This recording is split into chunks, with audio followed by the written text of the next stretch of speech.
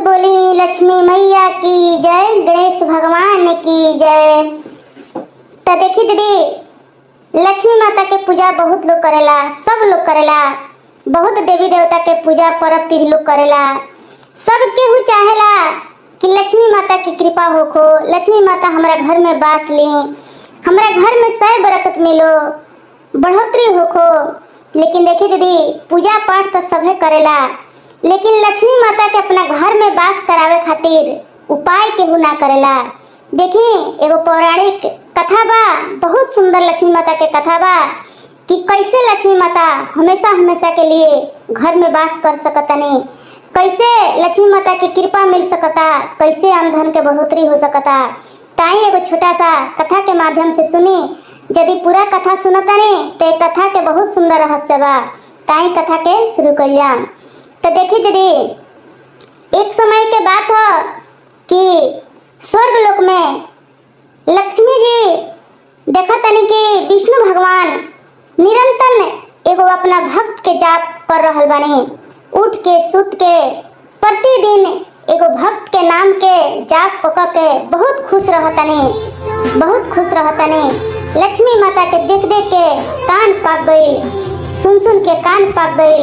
लक्ष्मी माता सोचे तनी कि विष्णु भगवान के कौन ऐसा भक्त बा, धरती पर कौन ऐसा आदमी बा कि ले भगवान सदा उनकर नाम के जाप करतनी, हर हमेशा उन्हीं से प्रसन्न रहतनी, खुश रहतनी।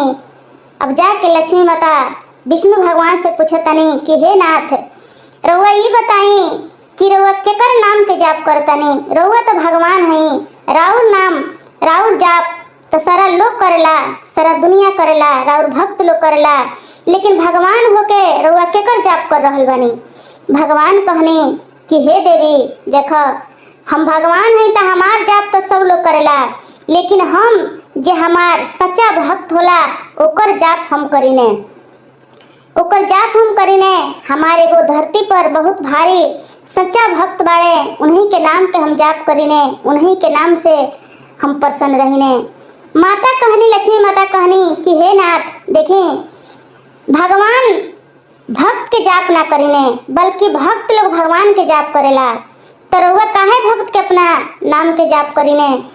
कहनी भगवान की हे देवी, देखो जब एगो भक्त के दिल में भगवान के वास होला तो भगवान के दिल में भी भक्त के वास होला। भक्त इतना प्रिय होला भगवान खातिर कि ओकर कितनो भी प्रशंसा कइल जाई, कितनो भी बखान कइल जाई तब कमे पड़ जाई। एगो भक्त के ऐसा महिमा होखेला, जैसे भगवान के महिमा होला वैसे भक्त के महिमा होला। भक्त के कोनो तू छोट मोट मत समझियो, भक्त जे सच्चा भक्त हो जाला ओकर बहुत बड़का मान सम्मान होला भगवान के दिल में। लक्ष्मी माता कहनी कि जब ऐसा बात बा तो रउआ भक्त के हमरा परीक्षा लेवे के पड़ी कि का ऐसा उनका में का बा कि रउआ उनका के दिल में बसौले बनी। भगवान कहने कि हाँ, जब भक्त अपना भगवान खातिर ललायत रहेला तो भगवान भी अपना भक्त खातिर ललायत रहीने। अब लक्ष्मी माता इस सब बात सुन के कहनी कि ठीक बा, हम रउआ भक्त के परीक्षा लेवे के चाहतनी। तनी देखी कि रउआ भक्त में कैसन का बा कि रउआ अपना दिल में उनके के बैठा ले बनी। कहनी भगवान की हे देवी, एकदम अवश्य तू उनकर परीक्षा ले सकतारू, जब चाहे तब परीक्षा लेके एक बार देख लो कि हमरा भक्त में कैसन का खूबी बा, का गुण बा। अब देखी दीदी, लक्ष्मी माता वही दिने रात में एगो सेठ रहले, धरती पर सेठ रहले। उहे सेठ भगवान विष्णु भगवान के भक्त रहले। पूरा अन्न धन से एकदम घर भरल रहे, सब कुछ रहे, कुछ कमी ना रहे। अब उस सेठ के लक्ष्मी माता रात में 12 बजे रात में आओ तनी, 12 बजे रात में आके आ उस सेठ के पास सपना में कि ये सेठ, तू पहचाना हमरा के हई? तू हमरा के पहचाना तारा के नहीं पहचानत? सेठ कहले कि हे माता, हे देवी, हम अपने के नहीं पहचानत, अपने के बानी? तो लक्ष्मी जी कहनी कि ए सेठ, हम लक्ष्मी हैं, हम लक्ष्मी हई। अब लक्ष्मी के नाम सुन के सेठ प्रणाम कैले, गोड़ लगले। ओकरा बाद में पूछले कि हे माता, हम का सेवा करी अपने के, का सेवा करी? तो वो तो हमरा के दर्शन दे देनी। अभी लक्ष्मी माता कहतनी कि देखा सेठ, कुछ सेवा हुआ नहीं करे के, कोनो सेवा करावे हम तारा घरे नहीं आई, बल्कि ये बतावे आइल बनी कि आज से हम तारा घर से जा रहल बनी, आज से हम तारा घर से जाए के चाहतनी। सेठ कहले कि हे लक्ष्मी माता, हमरा से का कसूर हो गइल बा, कौन गलती हो गइल बा कि रउआ हमरा के छोड़ के जाए के कहतनी। लक्ष्मी माता कहनी कि कोनो कसूर उसुर नहीं के भइल, हम लक्ष्मी हई, हमर चंचल स्वभाव हो, हम एक ठाव पर हरदम ना रहीने, हम कहीं कहीं इधर उधर जाता आवत रहीने। सेठ कहले कि ठीक बा माता, देखी रउआ तो देवी हई, यदि रउआ इच्छा होखी तो रउआ रह सकतनी, यदि रउआ इच्छा ना हुई तो रउआ जा सकतनी, कोनो बात नहीं है। अब देखी इतना बात सुन के लक्ष्मी जी वहाँ से वापस आ गई। लक्ष्मी जी वापस आके अब ओकरा बाद में उस सेठ के पास यश के बैठाओ तरी, कह तरी कि यश तू जाके तू उस सेठ से कहियो कि हम तारा घर से जा रहल बनी। अब देखी दीदी, यश गई बड़े, कहले कि हे सेठ, तू हमरा के पहचाना तारो। सेठ कहले कि ना हजूर, हम रउआ के नहीं पहचानत, अपने अपन पहचान बताई। यश कहले कि देखो हम यश हई। तो कहले कि उन्हों के प्रणाम पाती सेठ कैले, कहले कि हे महाराज बोला जाओ का सेवा करी। यश कहले कि कोनो सेवा वा ना चाही, बल्कि हम तारा के ई बतावे खातिर आइल बनी कि आज हम तारा घर से जा रहल बनी। कहले कि काहे, कौन कसूर भइल बा, कौन हमरा से गलती भइल बा कि अपने हमरा के छोड़ के जा रहल बनी। कहले यश कि कोनो कसूर उसुर नहीं के भइल, हम ऐसे ही तोहरा के छोड़ के हम जा रहल बनी। कहले कि ठीक बा, देखी अपने के मर्जी, यदि अपने चाही तो हमरा घर में रह सकतनी, हमरा कोनो दिक्कत नहीं के, आ यदि अपने जाए के कहतनी तो जा सकतनी, हम रोक भी तो नहीं की सकत, काहे कि रहे के जाए के अपन अपन मर्जी होला। अब देखी दीदी, वहाँ से यश कह के भी वापस लौट गईले। ओकरा बाद में लक्ष्मी माता कीर्ति के भेजनी, कहनी कि कीर्ति तू जा, आ जाके यह बात तू उस सेठ से कहियो। अब कीर्ति गई बड़े तो जाके कहले कि ये सेठ, तू हमरा के पहचाना तारो। सेठ कहले कि ना, हम अपने के नहीं पहचानत, अपने के बानी हजूर, अपन पहचान बताओ जा। कीर्ति कहले कि हम कीर्ति हई। कहले कि ठीक बा, प्रणाम पति सेठ कैले, कहले कि का सेवा करी हम हजूर, कुछ बताओ या कुछ कहल जा। कीर्ति कहले कि देखो हमरा कोनो सेवा हुआ ना चाही, बल्कि हम ई बतावे खातिर तोहरा से आइल बनी, कहे खातिर आइल बनी कि हम आज से तोहरा घर से जा रहल बनी, हम तोहरा घर से जा रहल बनी। कहले कि हे हजूर, काहे हमरा घर से सबके जा रहल बा, कौन ऐसा गलती कसूर हो गइल बा। कहले कीर्ति कि कोनो कसूर कोनो गलती नहीं के भइल, बल्कि हमरा ऐसे ही अब यहाँ रहे के इच्छा नहीं के करत, हम जा रहल बनी। कहले कि ठीक बा, कोनो बात नहीं के, यदि रउआ रहे के इच्छा होके तो रह सकतनी, आ ना रहे के होके तो रउआ जा सकतनी। अब कीर्ति भी वहाँ से वापस लौट के आ गईले। तब लक्ष्मी माता अब सत्य के बैठाओ तरी, कह तरी कि हे सत्य, तू जा और सेठ से तू यह बात बोलियो कि हमहू तोहरा के छोड़ के जा रहल बनी। अब देखिए गुरु बहिना, अब सत्य महाराज वहाँ पहुँचल बनी, जाके कहनी कि हे सेठ, तू हमरा के पहचाना तारो। सेठ कहले कि ना, हम नहीं अपने के पहचानत। तो सत्य महाराज कहनी कि हम सत्य देवता हई, सत्य देवता हई। अभी सत्य देवता के नाम सुन के सेठ गोड़ लगले। गोड़ लगला के बाद में कहले कि हजूर बोलल जाओ अपने के हम का सेवा करी, का सेवा करी। सत्य कहले कि कोनो सेवा हुआ के जरूरी नहीं के, आज से हम तहार घर छोड़ के जा रहल बनी। कहले कि काहे अपने हमर घर छोड़ के जा रहल बनी, कौन कसूर हमरा से भइल बा, कौन गलती भइल बा। कहले सत्य के कोनो कसूर कोनो गलती नहीं के भइल, ऐसे ही अब यहाँ से जाए के मन हो गइल बा, इच्छा हो गइल बा यहाँ से कहीं और जाए के। अब देखिए गुरु बहिना का कैले, सेठ की सत्य महाराज के दोनों चरण पकड़ लेले। दोनों चरण पकड़ के कहले कि हे सत्य देवता, देखी हमरा के सब लोग छोड़ के चल गए, लक्ष्मी माता छोड़ के चल गईली, यश छोड़ के चल गईले, कीर्ति छोड़ के चल गईले, लेकिन अपने से निहोरा बा, हमार विनती बा कि रउआ हमरा के छोड़ के मत जाई, रउआ हमरा के छोड़ के मत जाई।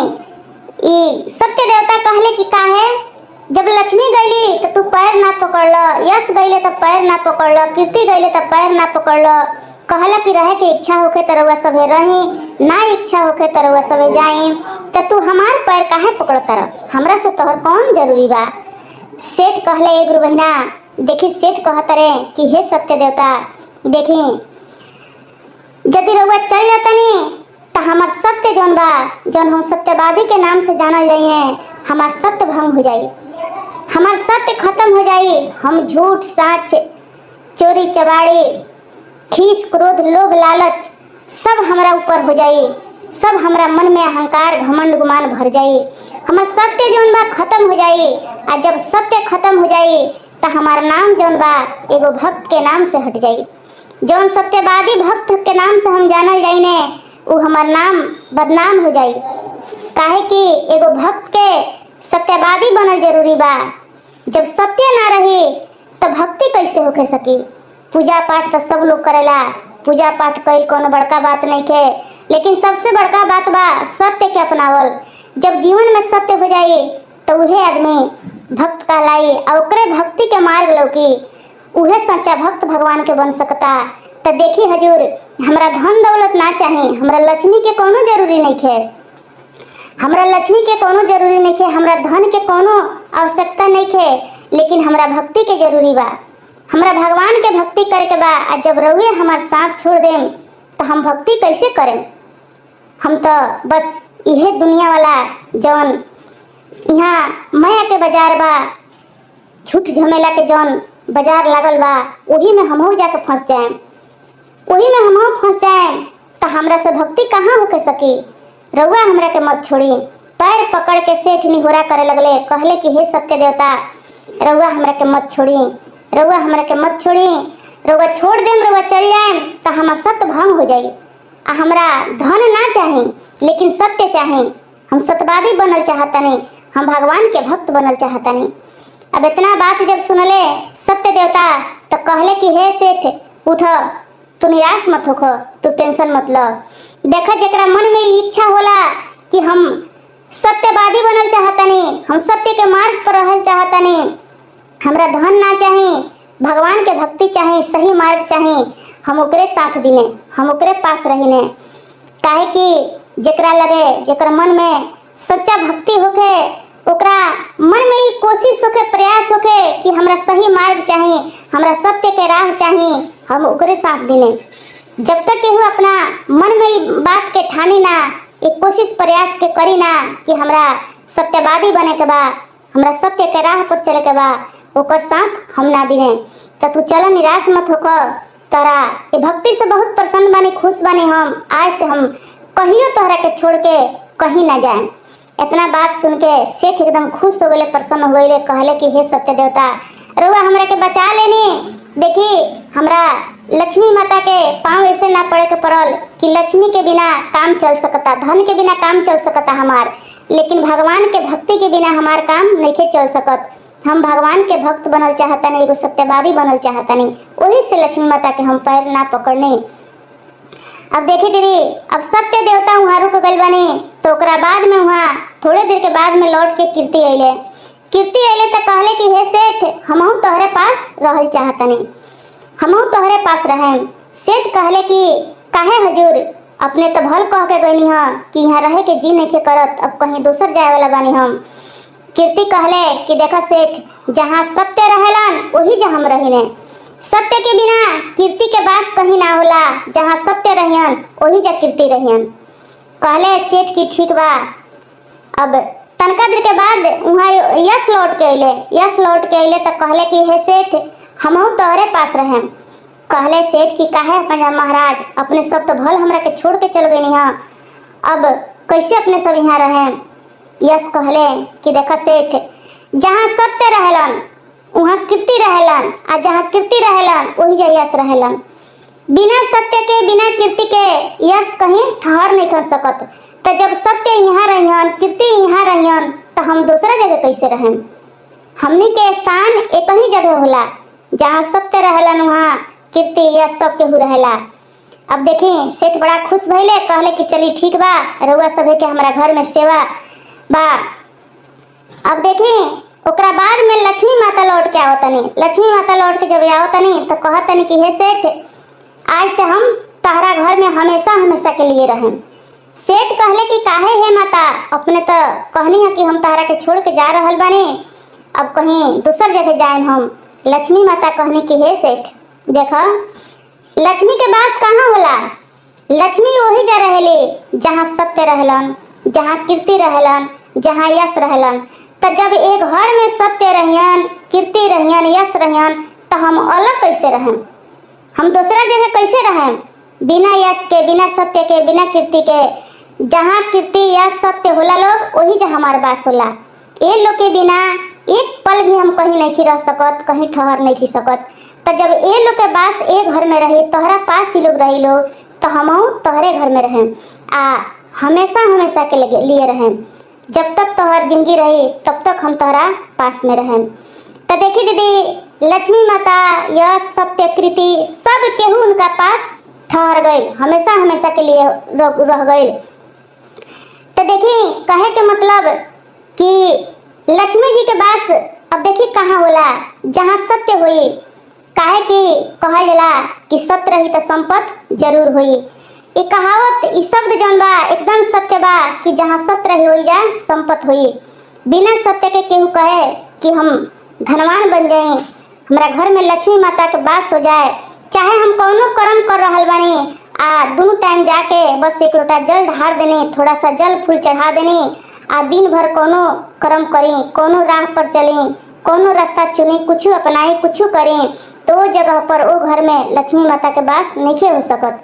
लक्ष्मी माता के यदि वास करावे के बा तो सबसे पहले सत्य के पकड़ल जरूरी बा। सत्य के पकड़ी, सत्य के जब पकड़ ले तो लक्ष्मी माता के बुलावे के ना पड़ी। सत्य माता भागल दौड़ल वो सत्य के संगे रहे खातिर लक्ष्मी माता हमरा रउआ घर में एकदम निश्चित बा कि लक्ष्मी माता चले, लक्ष्मी माता के वास हो जाई। तो सबसे पहले सत्य पकड़ी।